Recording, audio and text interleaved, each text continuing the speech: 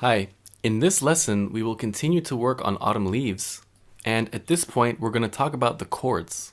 When we play chords, it adds harmony to the melody and makes the song much more full and rich. So let's dive in and see what we're talking about.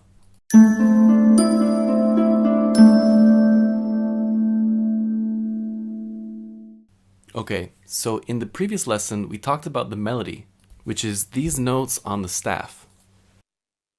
Now the chords are all the symbols above the melody, okay? A minor, D major, G major, C major, and so forth.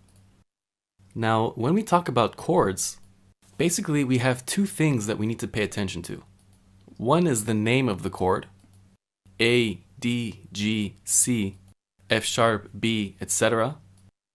And the other thing is the type of the chord, which is either minor or major. So if I take the first chord, I can see that this is an A, but the small m tells me that this is a minor type of chord. So we're talking about A minor. Now at this point, you should know what A minor looks like. This is what it looks like. Now, in case you're not sure how to play an A minor chord, or in case you're asking yourself why this is an A minor chord, you can always check yourself and even rebuild the chord. So let's say I want to play an A minor chord and I don't remember how to play it. The first thing I need to ask myself is how an A minor scale looks like. Now, if you remember, when we play all the white notes between two A's, we get an A minor scale. Now, we can give names to each one of the notes, but also we can give them numbers from 1 to 8. And to build a chord, all we need to take is the first degree, the third degree, and the fifth degree. And we have a chord. And of course it will be an A minor chord because we took it from the A minor scale. Okay, so this is A minor. Let's go to the next one. We have D. Now D is the name of the chord, and because there's nothing after the D, it's a D major because the default is major. So we're gonna play D major, and also I can just remember that this is how D major looks like.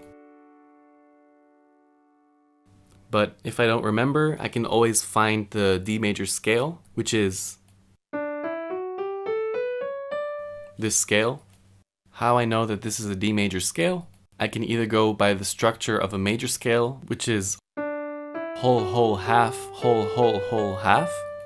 I can either go to the cycle of fifths and see that in the key of D major I have two sharps, which are F sharp and C sharp.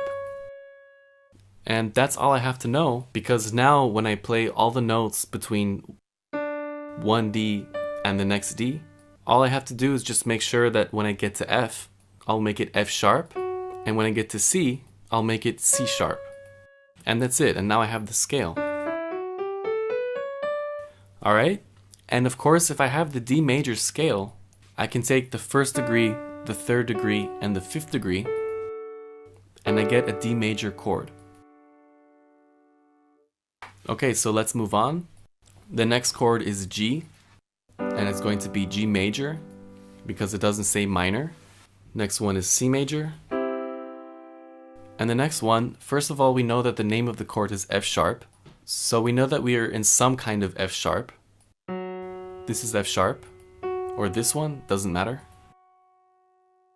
And we have an M, which means minor. So we have F sharp minor. Now, we have many ways to find out how to play this chord. One of the easiest ways to play a minor chord is simply knowing the structure of a minor chord. We don't even need to know its scale, just the structure of the chord. Now, we know that the minor chord is built from two intervals. We see that the first interval is a minor third, or in other words, 1.5 steps, and the second interval is a major third, or in other words, 2 steps.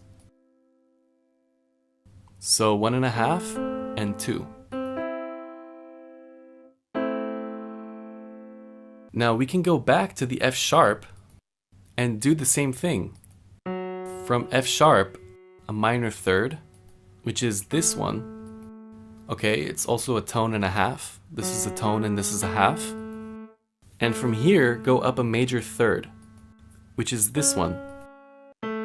one tone, two tones. And if I play them together, we get an F sharp minor chord.